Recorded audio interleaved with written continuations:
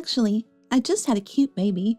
Unlike my sister who's infertile, I managed to get pregnant just fine. My sister, who had eloped with a man a few years ago, had since become completely out of touch. That man was my former fiance. Suddenly, she reached out with news of her childbirth. Her typical behavior of adding unnecessary remarks hasn't changed. This is because, in the past, she often made sarcastic comments to me. Women who are infertile don't deserve to get married. You should just stay lonely and single forever. I was looked down upon by my sister because I couldn't easily conceive a child with my then fiancé. But at that time, I had no idea that my fiancé and sister were secretly nurturing their love. Soon after, my sister and my fiancé eloped, disappearing from my life. The shock and sadness of that time are something my sister, who easily stole my fiancé, could never understand. Now, 4 years later, she suddenly contacted me. I am Natalie.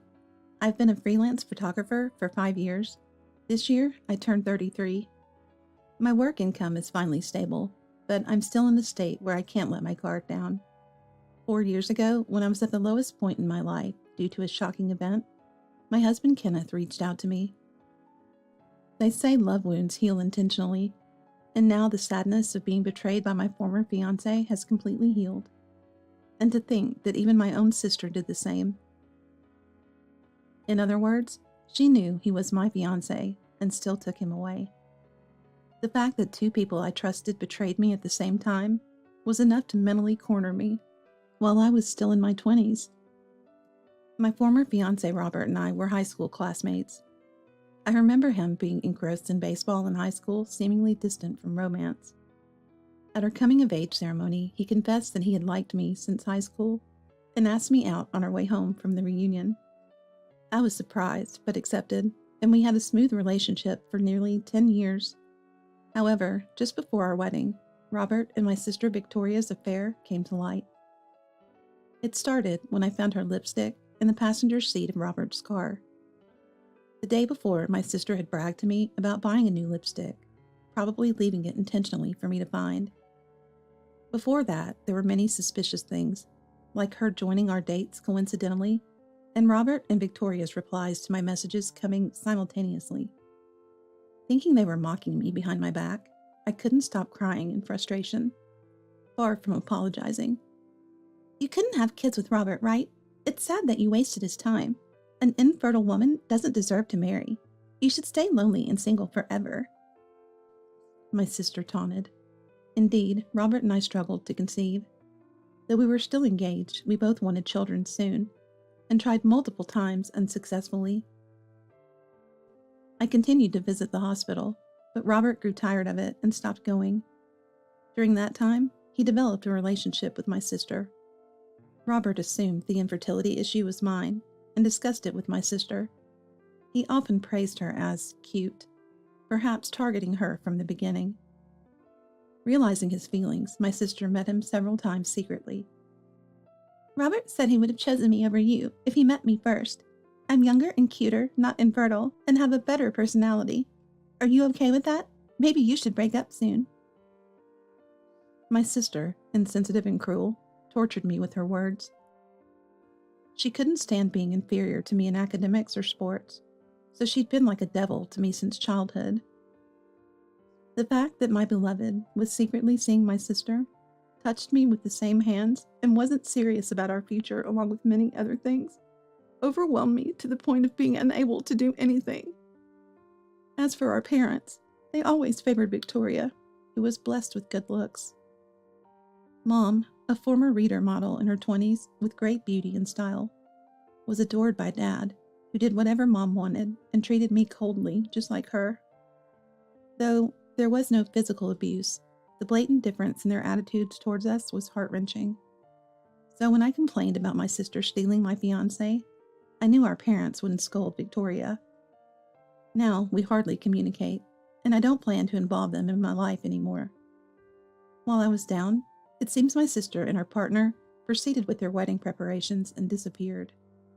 Since then, their contact information has changed, and they became unreachable.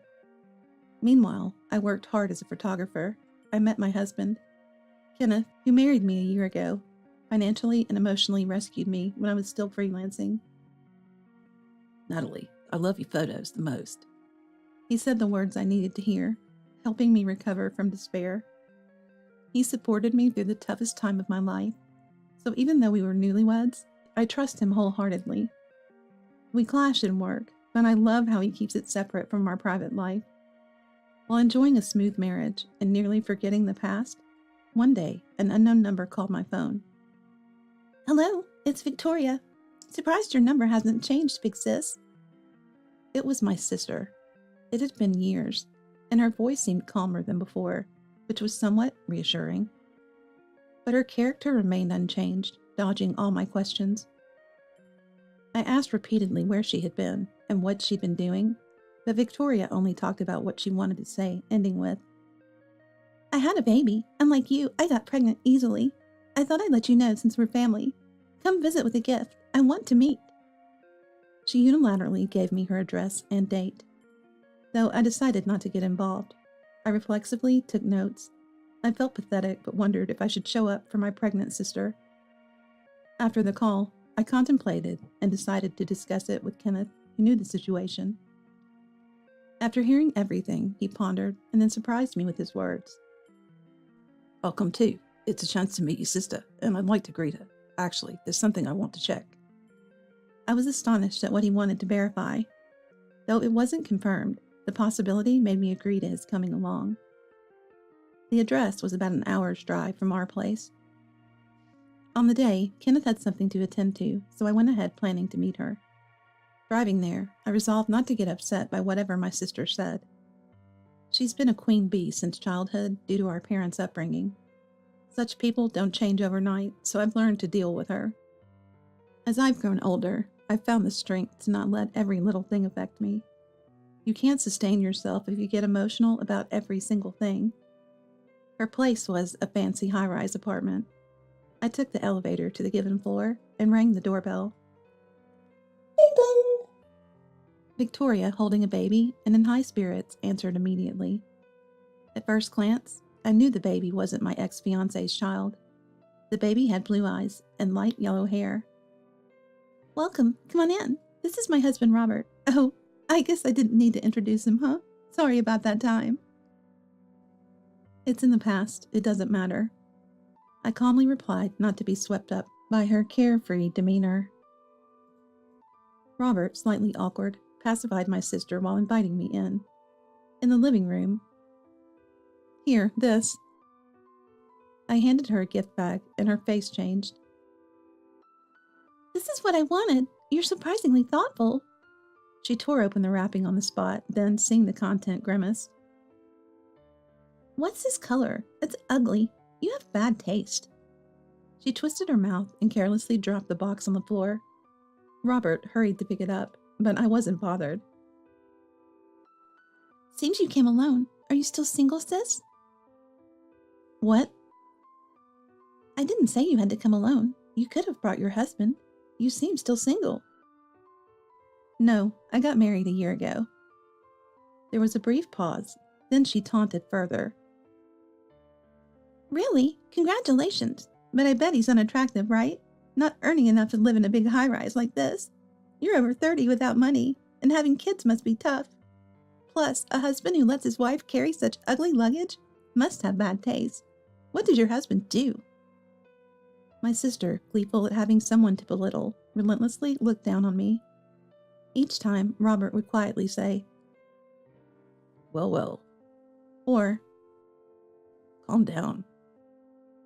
His attempts at soothing seemed almost comical. So I stood there, emotionless.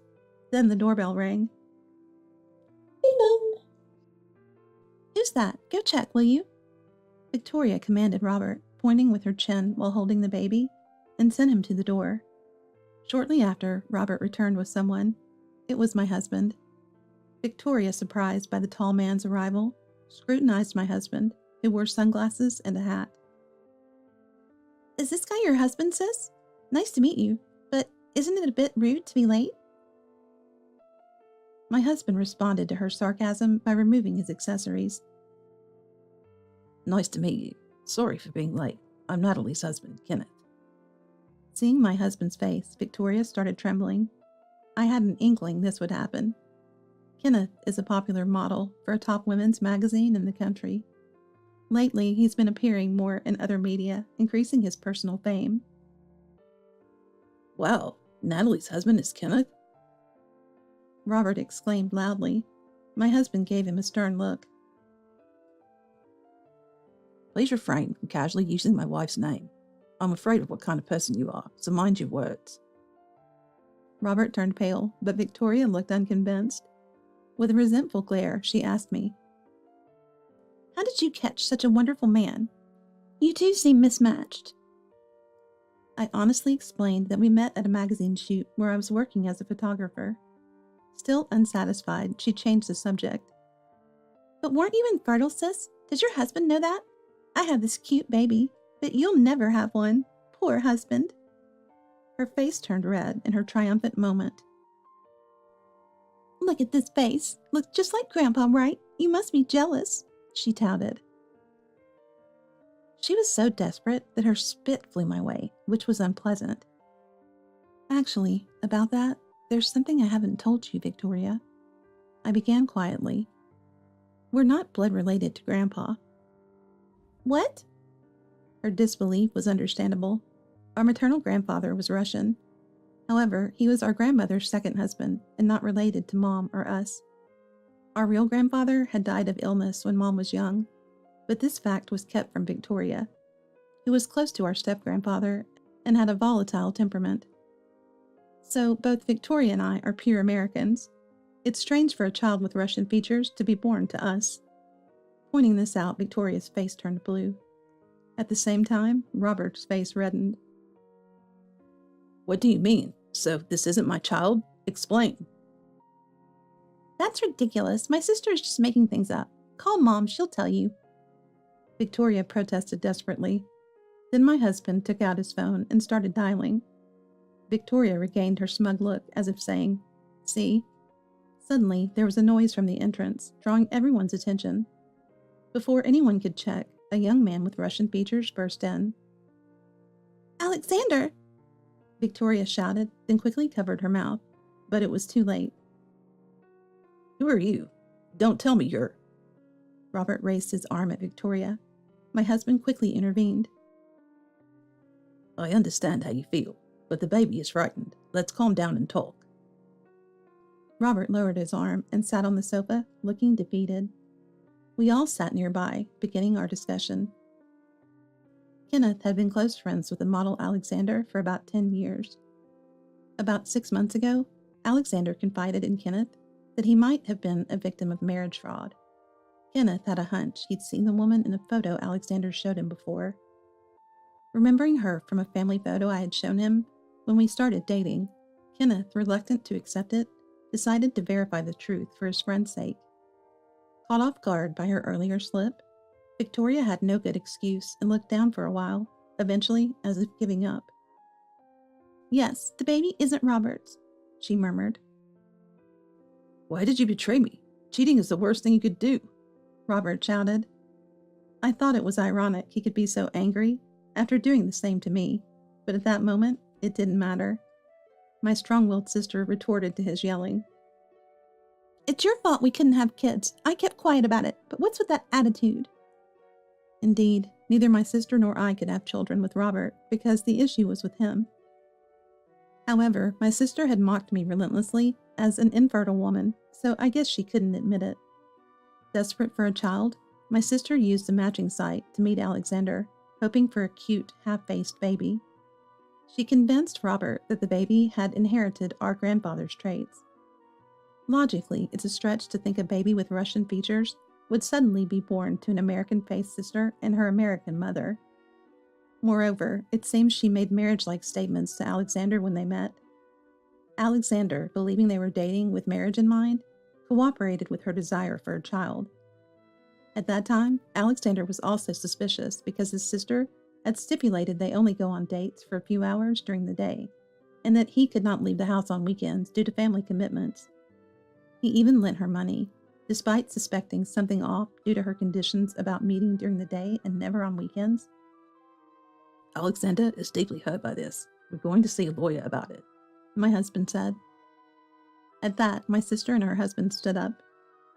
Stop it. I didn't mean to deceive. It's all because of my husband's issues. It's not my fault. Cheating and then saying that? You did this behind my back. It's got nothing to do with me. Cut the crap already. The two started a disgraceful argument, oblivious to their child nearby. Feeling sorry for the baby, I picked him up from the bed and moved to another room. From the next room, I faintly heard my husband's voice. 4 years ago, you ran off with Natalie's sister, and now you say it's none of your business? Face reality. A husband shares responsibility for his foolish wife's actions. Robert seemed cowed by my husband's towering presence and didn't talk back. Also, I turned down a commercial offer from your company recently because of you. I couldn't see him, but I imagined Robert was devastated. He was ambitious, and this would surely affect his career and morale.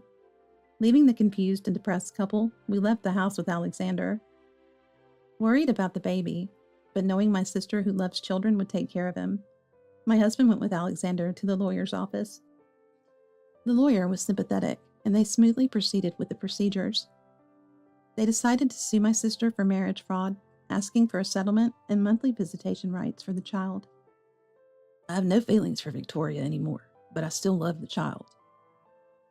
Alexander said sadly, a look I still remember. Half a year later, Alexander confirmed he was receiving the settlement on time. My sister was working full-time, having put the child in daycare. She occasionally sent letters with photos of the child who was growing up. Alexander seemed relieved to see him growing bigger day by day. Meanwhile, Robert's career seemed to have taken a hit due to Kenneth's influence. I'm not sure how much my husband shared about my situation, but Robert's messages showed he was struggling. I ignored them, of course. I'm neither his mom nor his fiance anymore. If he persists, I'll contact his company myself. The couple is apparently in a cold war, but surprisingly, no divorce talks. They probably stay together for their cute child. Like my sister, Robert also loves children. Even if not blood related, it's hard to let go of such feelings. As for us, a long-awaited baby is on its way. We've always valued our time together, even amidst busy schedules. I plan to continue photography until the birth, but I'll decide with my husband and our baby. As our family grows, I cherish each day with optimism and joy.